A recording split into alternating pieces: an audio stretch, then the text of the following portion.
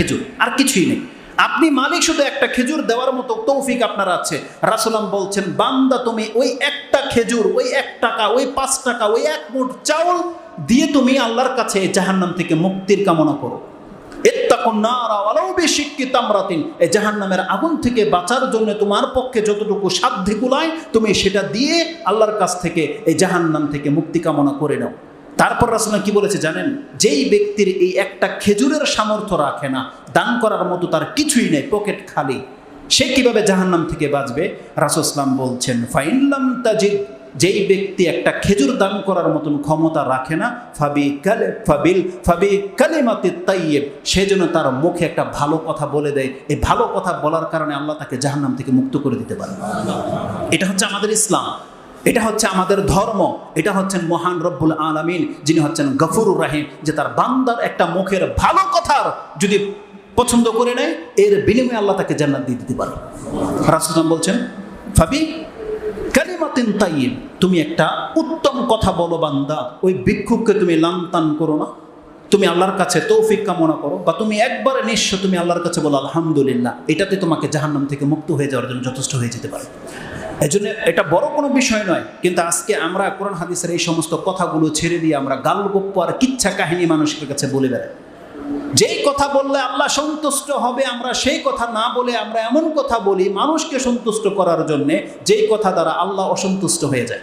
রাসূলুল্লাহ কি বলেছেন? বুখারী এবং মুসলিমের হাদিসে এটাও রয়েছে, ইন্নাল আবদা ইযা কাল্লামা বিকালিমাতিন, কোন বান্দা এমনও কথা বলে সে জানে না সে কত হালকা কথা বলেছে, কত ভারী কথা বলেছে সে জানে না, তার এই একটা কথা এত মারাত্মক হয়ে থাকে যে এই একটা কথার কারণে ও জাহান্নামের একেবারে অতল তলে গিয়ে নিক্ষিপ্ত হবে, ও টেরই পাবে না, কিন্তু আল্লাহকেও এতটা রাগিয়ে দিয়েছে, ও টেরই পায় না।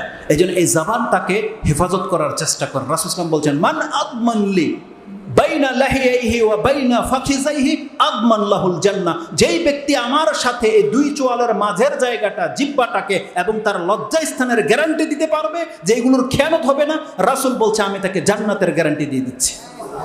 অতএব মুখের জবানটাকে কন্ট্রোল করার চেষ্টা করেন। এমন কোনো কথা মুসলিমদের মুখ দিয়ে বেরোতে পারবে না যেটা বের হলে আল্লাহ অসন্তুষ্ট হয়ে যায়। আপনি জেনে নেন, পুরো পৃথিবীর মানুষকে যদি সন্তুষ্ট করে ফেলেন, আপনার দেশের রাষ্ট্রপ্রধানকে যদি আপনি সন্তুষ্ট করে ফেলেন, আপনার নেতাকে আপনি সন্তুষ্ট করে ফেলেন, কিন্তু সেই কথাটা যদি আল্লাহর অসন্তুষ্টির কারণ হয়, বান্দা আপনি আপনার পরকাল হারাবেন, আপনি আপনার পরকাল হারাবেন। এই সামান্য দুনিয়ার জন্য আপনি আপনার পরকালকে নষ্ট করে দিয়েন না, এটা হবে আমাদের মেসেজ। তো রাসূল সাল্লাল্লাহু আলাইহি ওয়াসাল্লাম বলেছেন, যেই ব্যক্তি সামান্য দান করতে পারে না, সেজন্য জবান দিয়ে একটা ভালো কথা বলে দেয়।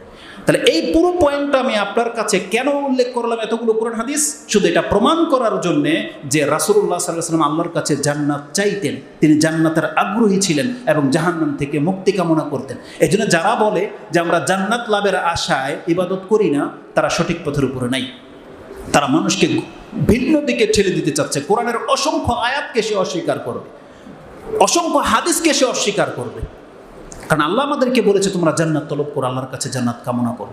এবার আসুন আমি আমার মূল বক্তব্যের দিকে ফিরে আসি। আমরা বলেছিলাম যে আমাদের জীবনের সব থেকে মূল টার্গেট হতে হবে জান্নাত, মূল টার্গেট।